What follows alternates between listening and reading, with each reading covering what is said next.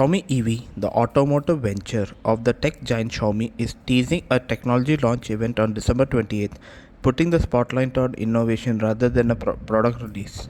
The announcement made via Xiaomi's EV newly minted Weibo account comes as a first glimpse into the company's long-term automotive aspiration. Xiaomi CEO Lei Jung clarified the event will focus solely on technology, dispelling earlier rumors that it will be the debut of the Xiaomi's first electric vehicle, SU7.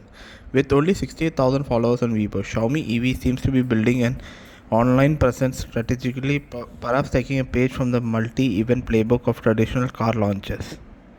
Breaking away from conventional smartphone launch approaches, Lei Jung emphasized the separation of technology-related events from product launches. This divergence may raise eyebrows, leaving enthusiasts wonder whether Xiaomi's approach is a calculated gamble or a well-thought-out strategy to build anticipation. Speculation surrounding the SU7, initially thought to be unveiled on December 28, has been put to rest. Xiaomi appears to be following a phased launch strategy common in the automotive industry, whereas events leading up to the official launch generate buzz and higher initial order.